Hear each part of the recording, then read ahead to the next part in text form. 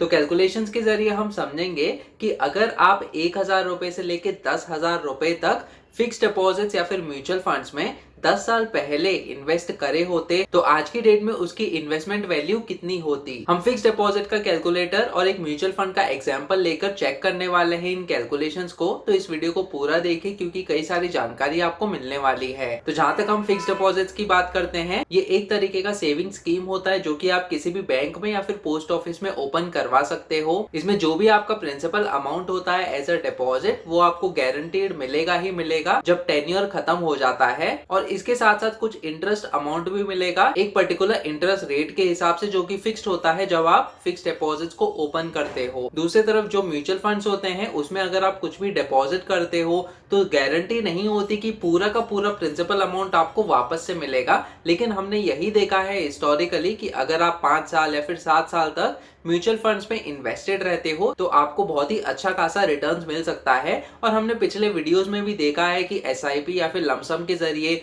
आपका जो रिटर्न्स है वो कैसे कैलकुलेट होता है। यह आपके इन्वेस्टमेंट गोल पे डिपेंड होना चाहिए कि क्या आपको फिक्स्ड डिपॉजिट्स में या फिर म्यूचुअल फंड्स में निवेश करना है। अगर आपका फाइनेंशियल गोल 2 या फिर 3 साल के शॉर्ट टर्म पीरियड के लिए है तो आपको फिक्स्ड डिपॉजिट्स के साथ जाना चाहिए, या फिर अगर आप 7 साल या फिर 10 साल तक इन्वेस्टेड रहना चाहते हो तो आपको म्यूचुअल फंड्स में निवेश करना चाहिए, क्योंकि हिस्टोरिकली हमने यही देखा है कि म्यूचुअल फंड्स में आपको अच्छा खासा रिटर्न्स मिलता है। तो चलिए कंप्यूटर स्क्रीन पे बढ़ते हैं, देखते हैं कि फिक्स्ड डिपॉजिट्स और म्यूचुअल फंड्स में आपको कितना रिटर्न्स मिला होता 10 साल पहले अगर आपने निवेश किया होता 1,000 रुपए से लेके 10,000 रुपए तक। तो यहाँ पे हम कैलकुलेशंस के जरिए समझेंगे कि आपकी फिक्स्ड डिपॉजिट्स या फिर म्यूचुअल फंड्स में अगर आपने लमसम अमाउंट 1,000 रुपए से लेके 10,000 रुपए तक जमा किया होता 10 साल पहले तो आज की डेट में उसकी क्या वैल्यू होती। तो दोस्तों ये जो एफडी रेट है हम यहाँ पे मेंशन करने वाले हैं कि फिक्स डिपॉजिट का रेट कितना था। तो 2014 में अगर आप देखो 2014-15 में आपका जो फिक्स डिपॉजिट का एवरेज इंटरेस्ट रेट था वो था 8.5 से लेके 8.75%। आज की डेट में भी आपको 6.5 से लेके 7% तक का इंटरेस्ट रेट मिलता है फिक्स डिपॉजिट में। तो हम 8.5% का इंटरेस्ट रेट कंसिडर करने वाले हैं हमारे फिक्स डिपॉजिट्स का जो इंटरेस्ट है उसको कैलकुलेट करने के लिए। तो हम यहाँ पे 8.5 को मेंशन कर देते हैं। अब दोस्तों फिक्स डिपॉजिट का जो इंटरेस्ट है वो आप कैसे कैलकुलेट कर सकते हो, तो आप मेरी वेबसाइट पे बहुत ही आसानी से एफडी कैलकुलेटर यूज कर सकते हो। तो आपको गूगल पे आना है और सर्च करना है फिनकेल्सी ब्लॉग। फिनकेल्सी ब्लॉग सर्च करने के बाद सबसे पहला लिंक आपको दिखेगा fincalcy-blog.in जो कि मेरी वेबसाइट है। तो आपको यहाँ पे क्लिक करना है। इसके बाद ये वाला होम पेज ओपन हो जाएगा। यहाँ पे मैंने कैलकुलेटर्स का सेक्शन दिया है तो हम इस सेक्शन में आएंगे और फिर ये वाला कैलकुलेटर्स का पेज ओपन हो जाएगा जहाँ पे कई सारे कैलकुलेटर्स मैंने आपके लिए बनाए हैं, जैसे कि income tax, home loan, SIP calculator, PPF calculator और भी कई सारे कैलकुलेटर्स हैं। तो इम्पोर्टेंट चीज़ ये है कि मैंने यहाँ पे एफडी कैलकुलेटर भी बनाया है। तो हम यहाँ पे क्लिक करते हैं, एक न्यू विंडो में हमारा fix deposit interest calculator open हो जाएगा। यहाँ पे आप बहुत ही आसानी से अपने एफडी पे इंटरेस्ट कैलकुलेट करके चेक कर सकते हो। तो यहाँ पे सबसे पहले हम 1,000 रुपीज़ का एग्जाम्पल ले लेते हैं कि आपको फिक्स डिपॉजिट में कितना मैच्योरिटी अमाउंट मिला होता। तो यहाँ पे हम इन्वेस्टमेंट अमाउंट पे 1,000 रुपीज़ मेंशन करेंगे। हमारा जो इंटरेस्ट रेट हमने कंसिडर किया है 2014 में वो था 8.5%। तो यहाँ पे 10 साल के बाद हमें कितना रिटर्न्स मिलेगा वो हम चेक करते हैं। 8.5% के हिसाब से हमें टेन्योर इन ईयर्स जो है वो 10 ईयर्स मेंशन करना होगा। तो जैसे कि आप देख सकते हो 2,319 रुपीज़ का हमारा टोटल मैच्योरिटी अमाउंट होता है यहाँ पे, जिसमें से हमारा इंटरेस्ट अमाउंट है 1,319 रुपीज़। तो दोस्तों ये मैच्योरिटी अमाउंट को हम यहाँ पे कॉपी कर देते हैं। उसी प्रकार से 2,000 रुपए के इन्वेस्टमेंट अमाउंट पे कितना मैच्योरिटी अमाउंट मिला होता, जैसे कि आप देख सकते हो 4,638 रुपीज़ का मैच्योरिटी अमाउंट है। तो यहाँ पे हम ये वाला जो अमाउंट है उसको भी मेंशन कर देते हैं। 3,000 पे कितना मैच्योरिटी अमाउंट मिला होता, और ये है 6,957 रुपीज़। तो इस चीज़ को भी हम यहाँ पे कॉपी कर देते हैं। अब दोस्तों ये जो बाकी के अमाउंट्स है उसके लिए भी मैं ये फिक्स डिपॉजिट्स के जो मैच्योरिटी अमाउंट्स है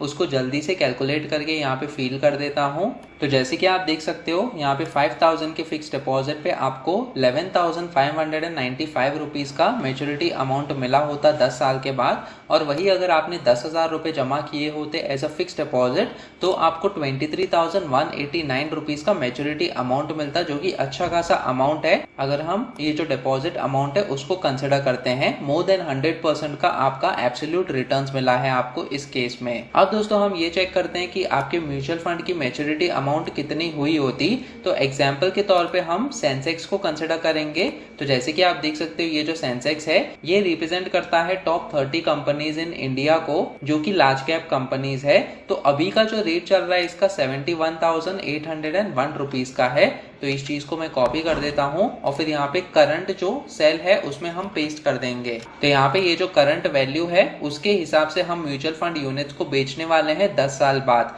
अब दोस्तों म्यूचुअल फंड का नेव का वैल्यू क्या था, नेव यानी कि नेट एसेट वैल्यू, यानी कि एक यूनिट का प्राइस कितना था 10 साल पहले। तो अगर आपने मेरा पिछला वीडियो देखा है सेंसेक्स के बारे में, हमने कैलकुलेट करके देखा है कि हर महीने अगर आपने SIP के जरिए सेंसेक्स में निवेश किया होता 10 साल के लिए तो आपको कितना रिटर्न्स मिला होता। तो हमने 10 साल का और 15 साल का वीडियो कवर किया हुआ है, जिस केस में जैसे कि आप देख सकते हो इतने SIP अमाउंट पे आपको इतना मैच्योरिटी अमाउंट मिला होता अगर आपने हर महीने ये वाला SIP अमाउंट कंटिन्यूअसली 15 साल तक कंटिन्यू किया होता। अब दोस्तों इंपॉर्टेंट चीज यहाँ पे ये है कि 10 साल पहले सेंसेक्स का जो नेव का वैल्यू है वो कितना था। तो जैसे कि आप देख सकते हो 1 जनवरी 2014 हम ये वाला नेव का जो अमाउंट है उसको कंसिडर करेंगे, ताकि 10 साल पहले हमने अगर इतने अमाउंट पे 1,000 रुपए से लेके 10,000 रुपए तक निवेश किया होता तो हमारा इन्वेस्टमेंट वैल्यू आज की डेट में कितना हुआ होता। तो इस चीज को मैं कॉपी करता हूं और फिर यहाँ पे म्यूचुअल फंड नेव का जो वैल्यू है उसमें हम पेस्ट कर देते हैं। अब दोस्तों ये नेव के वैल्यू के साथ अगर आपने इतना अमाउंट निवेश किया होता तो आपको यूनिट्स कितने मिले होते। तो यूनिट्स का जो कैलकुलेशन है वो बहुत ही सिंपल है। हमारा जो अमाउंट है हमको उसको कंसिडर करना होगा और डिवाइड करना होगा नेव के वैल्यू के साथ। तो यहाँ पे हम फॉर्मूला को मेंशन करते हैं। तो यहाँ पे हमने ये अमाउंट मेंशन कर दिया और डिवाइडेड बाय नेव का जो वैल्यू है उसको कंसिडर कर लिया। अब ये सेल का मैं रेफरेंस दे देता हूँ ताकि हम ये फॉर्मूला को एक्सटेंड भी कर सकें। तो जैसे कि आप देख सकते हो इतना यूनिट्स ऑफ म्यूचुअल फंड आपको मिला होता अगर आपने 1,000 रुपए इन्वेस्ट किया होता सेंसेक्स में इस पर्टिकुलर नेव के वैल्यू के साथ। अब ये जो बाकी के अमाउंट्स है उसमें भी ये जो यूनिट्स का फॉर्मूला है उसको हम एक्सटेंड कर देते हैं। तो 2,000 रुपए पे आपको इतने यूनिट्स मिले होते, 5,000 रुपए पे आपको इतने यूनिट्स मिले होते और 10,000 का अगर आपने इन्वेस्टमेंट किया होता तो 0.4874 इतना यूनिट्स आपको मिला होता सेंसेक्स के म्यूचुअल फंड में। अब ये सारे यूनिट्स तो हमने कैलकुलेट कर लिए। अब 10 साल के बाद समझो आपको ये यूनिट्स को बेचना है। तो 1,000 में जो नंबर ऑफ यूनिट्स आपको मिले थे वो यूनिट आप करंट रेट में बेच सकते हो, क्योंकि इतनी वैल्यू हो गई है आज की डेट में सेंसेक्स की। तो यहाँ पे हम सिंपली मल्टीप्लाई कर सकते हैं ये दोनों नंबर। तो हम यूनिट्स को लेंगे और फिर मल्टीप्लाई करेंगे हमारा जो करंट नेव का वैल्यू है उसके साथ। और ये सेल का मैं रेफरेंस दे देता हूं ताकि ये जो बाकी के सेल्स हैं उनमें भी हम बहुत ही आसानी से फॉर्मूला को एक्सटेंड कर सकें।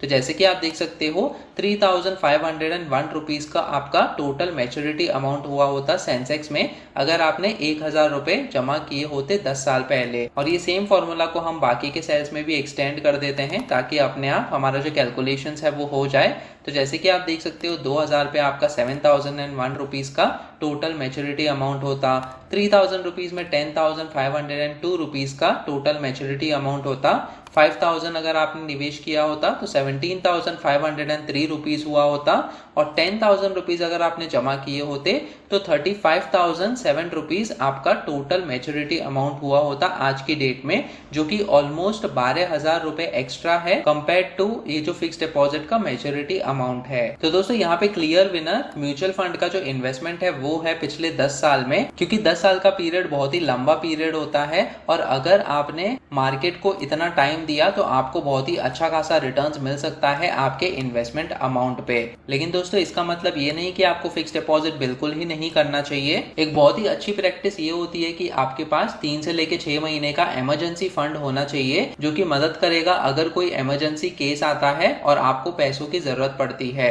तो दोस्तों उस केस में जो भी 3 से लेके 6 महीने के आपके मंथली एक्सपेंसेस होते हैं उतना अमाउंट आपको फिक्स डिपॉजिट में निवेश करके रखना चाहिए, ताकि जब भी इमरजेंसी आए आप उस फिक्स डिपॉजिट को ब्रेक करके वो जो भी प्रिंसिपल अमाउंट है वो पूरा का पूरा अमाउंट आपको मिल सके। यही सेम सिनेरियो आप म्यूचुअल फंड के साथ नहीं कर सकते। अगर समझो आपने इन्वेस्टमेंट किया और 2 या फिर 3 साल बाद आपको जरूरत पड़े उसी पैसों की और आपने उसको म्यूचुअल फंड में डाल दिया, तो चांसेस है कि आपको नेगेटिव रिटर्न्स मिले यहाँ पे, क्योंकि जो मार्केट है वो आपसे टाइम मांगता है। जितना ज्यादा टाइम आप उसको दोगे उतना ही अच्छा रिटर्न्स वो आपको दे सकता है। लेकिन अगर आप शॉर्ट टर्म में सोचो कि बहुत ही अच्छा खासा रिटर्न्स आप पा सकते हो, तो दोस्तों ये गलत फहमी है। कम से कम आपको 5 से लेके 7 साल तक के लिए निवेश करके रखना चाहिए किसी भी अच्छे म्यूचुअल फंड्स में। इसके अलावा आप मेरे बाकी के वीडियोस भी देख सकते हो। यहाँ पे मैंने SIP कैलकुलेटर भी बनाया है, तो अगर आपको जानना है कि फ्यूचर में आपको कितना रिटर्न्स मिल सकता है SIP के जरिए, तो आप यहाँ पे इस कैलकुलेटर को यूज करके चेक कर सकते हो कि अगले 5 साल, 10 साल या फिर 20 साल के बाद आपका टोटल मैच्योरिटी अमाउंट कितना हो सकता है आपके SIP अमाउंट पे। और SIP कैसे काम करता है इसके लिए भी मैंने अलग से वीडियो बनाया है, जिसका लिंक आपको डिस्क्रिप्शन सेक्शन में मिल जाएगा, तो आप उस वीडियो को भी चेक कीजिएगा। इसके अलावा और भी कई सारे कैलकुलेटर्स हैं। यहाँ पे स्टेप अप SIP कैलकुलेटर भी मैंने बनाया है, रिकरिंग डिपॉजिट का कैलकुलेटर भी है, और बाकी के कैलकुलेटर्स आप यूज कर सकते हो आपके रिक्वायरमेंट के हिसाब से। तो जैसे कि आपने देखा, भले ही म्यूचुअल फंड्स आपको अच्छा खासा रिटर्न्स देता है, लेकिन इमरजेंसी फंड जो आपका होना चाहिए, जिसमें आपके कम से कम 3 महीने से लेके 6 महीने तक जो मंथली एक्सपेंसेस है उसको कवर करने के लिए अमाउंट रहना चाहिए, वो आपको फिक्स डिपॉजिट्स में रखना चाहिए, ताकि जब भी जरूरत पड़े आप इस फिक्स डिपॉजिट को ब्रेक कर सको आपके जो इमरजेंसी केस है उसको फुलफिल करने के लिए। तो वीडियो पसंद आया तो प्लीज इस वीडियो को लाइक कीजिए और शेयर कीजिए अपने दोस्तों के साथ। आप मेरा टेलीग्राम ग्रुप भी ज्वाइन कर सकते हो, जिसमें हम latest personal finance related news और टॉपिक्स के बारे में डिस्कस करते रहते हैं। ये टेलीग्राम ग्रुप का भी लिंक मैंने डिस्क्रिप्शन सेक्शन में दिया हुआ है। अगर आप इस चैनल पे नए हो तो सब्सक्राइब कीजिए मेरे यूट्यूब चैनल फिनकेलसी टीवी को। सब्सक्राइब करते समय बेल आइकन को भी दबाइए, ताकि आगे आने वाली ऐसी वीडियोस आप देख सकें।